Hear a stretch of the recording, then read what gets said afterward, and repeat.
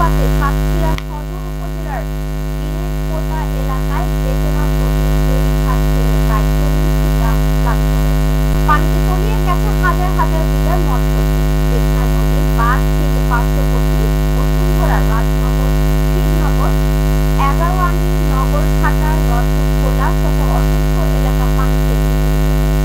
এতে চরম ভোগান্তি পড়েছে এলাকাবাসী। স্থানীয়রা জানান, গতকাল রোববার বিকালে বেদনা পানির তোড়ে প্রায় 30 ফুট ছেড়ে পরে স্থানীয়দের উদ্যোগে মেরামতের চেষ্টা করা হলেও পরে একই স্থানে আবারও এতে হাজার হাজার বিঘার ছেড়ে মাছ ভেঙে যাচ্ছে।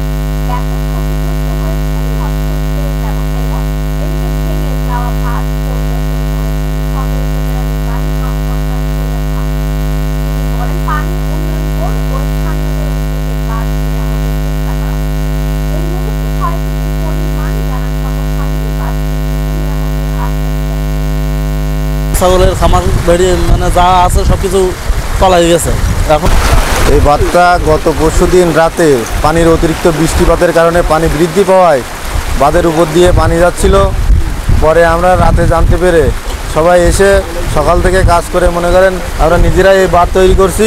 তারপরেও আমরা রাখতে না পারার কারণে এই ক্ষতিটা হয়েছে। এই বাঁধটা ভেঙে যাওয়ার কারণে এলাকার ঘের ভেড়ি বাড়ি ঘর কোনো কিছুই আর ভালো নেই, সব কিছুই ধ্বংস হয়ে গেছে।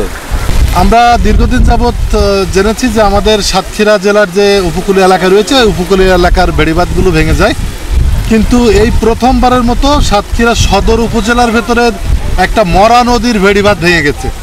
আর এই ভেড়িবাঁধ ভেঙে যাওয়াতে প্লাবিত হয়েছে ফসলের জমি, ধানের ক্ষেত, বসত বাড়ি। আমাদের কোনো কিছুই নেই, আমরা একেবারে সর্বশান্ত হয়ে গেছি।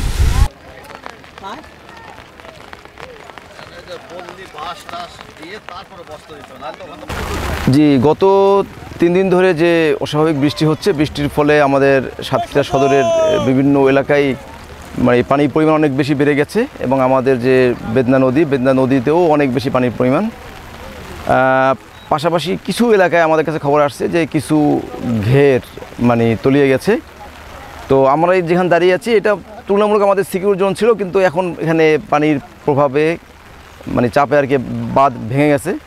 তো আমরা অলরেডি পানি উন্নয়ন বোর্ডের সহায়তায় অলরেডি বাঁশ এবং অন্য যে সমস্ত মানে জিনিসপত্র আমাদের দরকার সেগুলো আমরা এখানে ব্যবস্থা করছি। এবং আমরা অলরেডি যতগুলো মানে ছিল ভেড়ি বাঁধ ছিল নদীর মাঝে মাঝে, যেহেতু আপনারা জানেন যে এখানে পানি উন্নয়ন বোর্ড নদী খননের কাজ করছে, এগুলো আমরা কেটে দিয়েছি। আশা করছি পানির আসলে পরিমাণ অনেক বেশি, তারপর আশা করছি আজকে বিকালের মধ্যে পানি টানা শুরু করবে এবং আমরা মোটামুটি একটু স্বাভাবিক জোনে বা একটু সিকিউর জোনে যেতে পারবো। এখানে মানে যেহেতু এটা স্বাভাবিকভাবে দিলে হবে না, এজন্য বাঁশ সংগ্রহ করা হয়েছে এবং লোকাল যে মিস্ত্রি আছে তাদেরকে বানানোর জন্য মেম্বারকে নির্দেশনা দেওয়া হয়েছে এবং পানি উন্নয়ন বোর্ডের সাথে মিলে এইটা খুব দ্রুতই হয়তো আর ঘণ্টাখানেকের মধ্যেই কাজ শুরু হবে এখানে, যাতে বাঁধটা তৈরি হয়। ক্ষয়ক্ষতি আসলে এই মুহূর্তে বলা কঠিন, আসলে পানির চাপ অনেক বেশি আপনারা দেখতে পাচ্ছেন। তো আমরা দ্রুত একটা রিপোর্ট দিব, কিন্তু এই মুহূর্তে মানে এক্সাক্ট ফিগারটা বলা কঠিন।